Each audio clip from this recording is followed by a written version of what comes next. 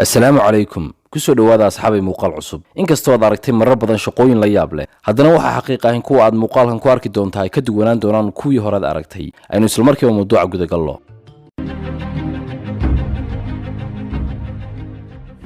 shaqada cunto cunista waxa lagu tiriyaa cuntada lagu hor cunayo kaamirada iyagoo dadna ku daawanayaan mid ka mid ah shaqooyinka cajiibka ah ee waayahan dambe taas oo ka soo caanbaxday waddanka Kuuriyada Koonfureed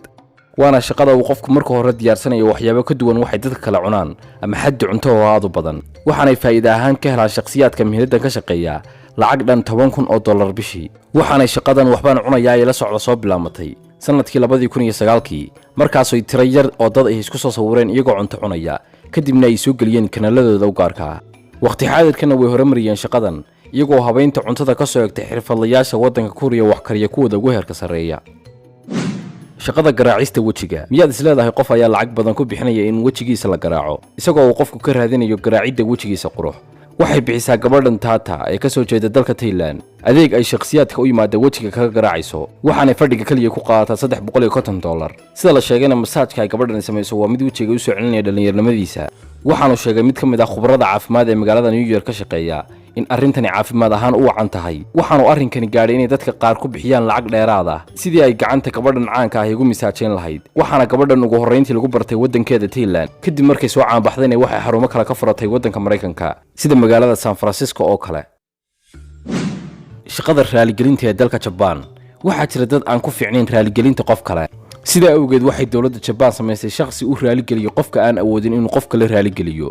haddaynu faahfaahin ka bixino waa in qofka aan doonayn inuu qof raaligeliyo uu u yeedhanayo qof u raaligeliyo dadka uu raaligelinayo waxaanay dadka qaar sheegeen in mowqifka raaligelintu dhibaato ku yahay iyaga waxaanay kaloo sheegeen inay u baahan yihiin kuwa si wacan ugu cudur daara oo dadka kale ka raaligeliya intaa kadibna waxa la sameeyay dad u gaar ah inay cudur daaraan qofka iyagoo raaligelinna siinaya qofka raaligelinta u baahan shakhsiyaadka shaqadan qabtaana oo qaar shaqadooda dhan walba u qabsada hadday noqoto inay qofka ku raaligeliyaan foolka fool ay ula hadlayaan ama hadday noqoto telefoon inay kula xidhiidhaan ama dhambaal warqadaba ha u diraane qofka ka shaqeeya mihnadana waa mid aad loogu tababaray sidii uu soo bandhigi lahaa raaligelin ikhlaas iyo daacadnimo ku dheehan tahay waxaanay dadka qaar u arkaan maryo dhigasho caadiya inay lacag ku bixiyaan sidii uu qof kale uga cudur daari lahaa qaladaadkay galaan iyagoo kaliya sheegay in dadka arrinkaas sameeya ay xiiseynayaan inuu qof kale cudurdaar u sameeyo badanka dadka sameeya arrinkaasina ay ka dhigteen shay majaajilo ah shaqada iibinta dharka hoose ee la soo isticmaalay miyaad rumaysanaysaa inay caalamka ka jiraan shaqo ay tahay inuu qofka internet qaab online ah ugu iibiyo maryaha uu hoosta ka xidhanayay kuwa uu nacay markay shaqo la'aanta caalamka ku baahday waxaa jira dad fikro cusub la yimi waxaana ka mid ah kuwan maryahooda mustacmalka ah ku iibinaya internetka iyagoon wax laga qajilo u arkin inay online ku iibiyaan maryahay hoosta ka gashanayeen waxaanay u arkaanba inay dadku ka faa'iideysanayaan iibkan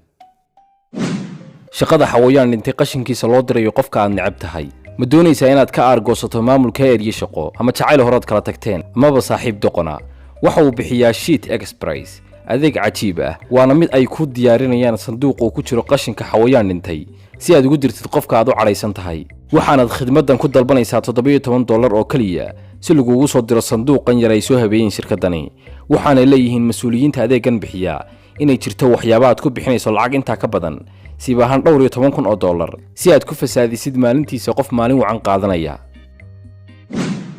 shaqada afduubka beenbeenta ah waxay bixisaa shirkad Faransiis adeeg ay ku afduubayso dadka doonaya cabsida waxaanay ka qaadaa qofkii doonaya in la afduubo €900 dadkan la afduubayana waa kuwa aaminsan inay naftooda u baahan tahay inay cabsida tijaabiyaan waxaanay ka kooban tahay camaliyadan qofka lagu baqagelinaya qabasho xoog oo ay ku xoogayaan qolo afka duubani jacjacoorin lagu dhibayo kadibna sida xabsiga lagu gelinayo adigoo ku jiriya saacado badan halka looga badin karo inta qofkii doonaya in saa'id loo baqageliyo waxaanay sheegeen maamulka shirkadda Ultimate Reality in mareegtoodu hesho maalin kasta 2 dalab oo doonaya in la cabsi geliyo shaqaduna inta ka sii kordhayso maalinba maalinta ku xigta laga soo bilaabo markay bilaabeen hawshan 2010 waxaanu sheegay Chor Kaskas mulkiilaha guud ee shirkadani in dad badan isku dayaan inay sameeyaan tijaabadan si ay kor uga qaadaan dareenkooda cabsida ama qaar kale oo doonaya inay ka soo muuqdaan bogagga hore ee warbaahinta sida muuqatana waxaynu nool lahay caalam ay dadku ku bixiyaan lacag kasta si ay u heli lahaayeen waxba macnaha ay lacagta qasaarinayaan